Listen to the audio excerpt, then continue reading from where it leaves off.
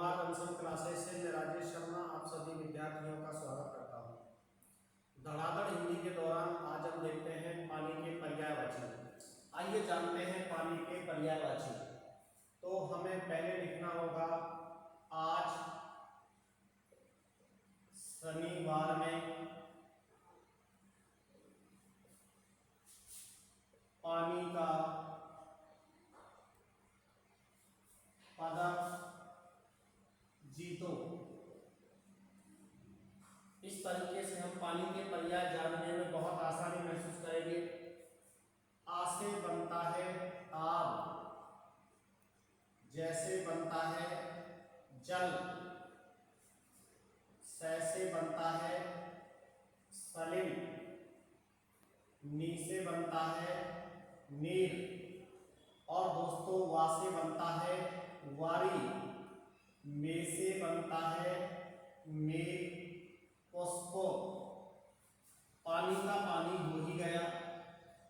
का से बनता है की लाल, पै से बनता है पय, और दक से बनता है उदक, जी से बनता है जीवन, तो से बनता है तोय।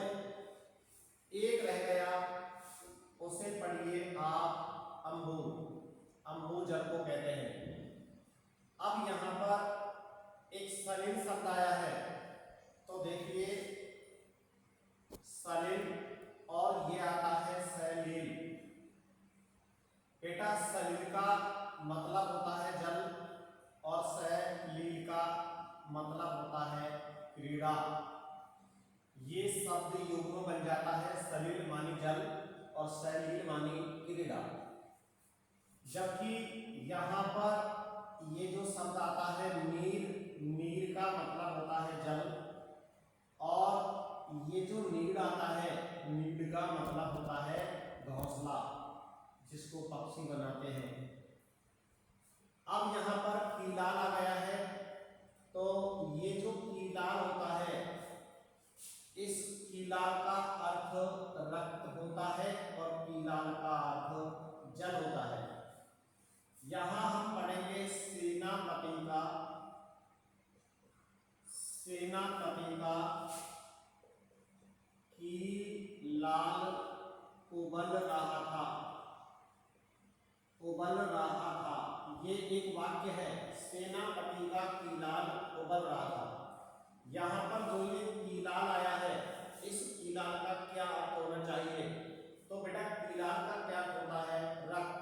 इस वाक्य में प्रयुक्त कीलाल का रक्त समझा जाना चाहिए।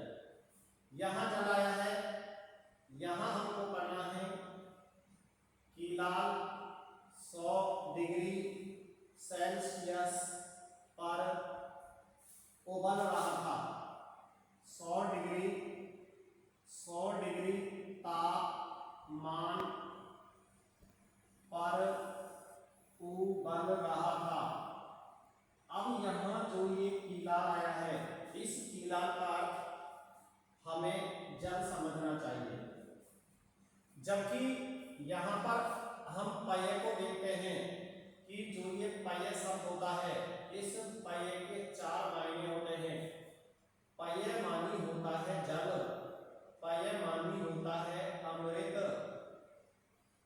पय मानी होता है अन्न, और पय मानी होता है दूध। ये किसके 4 मायने हो गए? पय। अब हमें देखना है कि यहाँ पर जो ये वारी आया है, देखो अगर यहाँ वार आता है, या फिर यहाँ पर मात्रा छोटी आती है और या फिर मात्रा यहाँ बड़ी आती है। वार का अर्थ होता है दिवस, वारी का अर्थ होता है जल, और वारी का अर्थ होता है हाथी का बंधन, हाथी का बंधन। अगर मात्रा हट गई तो वार दिवस हो जाएगा, वारी मात्रा छोटी आई तो जल हो जाएगा, और मात्रा वारी में बड़ी आई तो हाथी को बांधने का बंधन हो जाएगा। अब यहाँ बात करते हैं आपको लेकर के। आपकी बात आती है तो बेटा एक कहावत बनती है, आब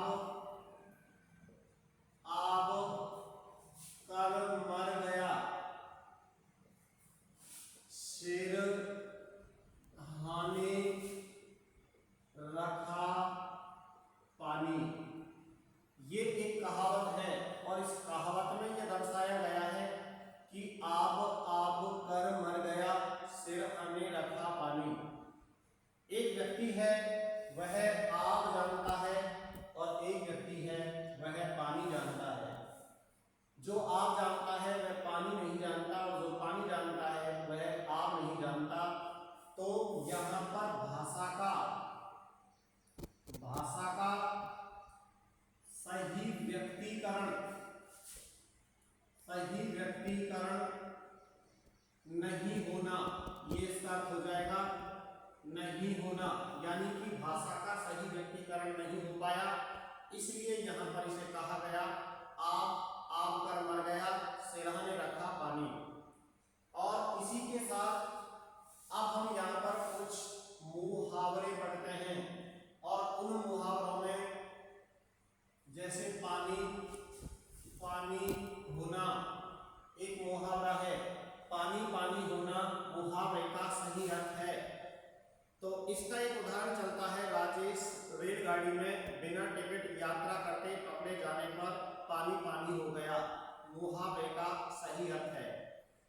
तो यहाँ मुहावरे का सही अर्थ पढ़ा गया है लज्जित होना। क्या पढ़ा गया है? लज्जित होना। इसी के साथ मुहावरों के जो अन्य मुहावरे हैं वो आप अगले वीडियो में देखेंगे। इस वीडियो को यहीं विराम देते हैं। शुभ दिन।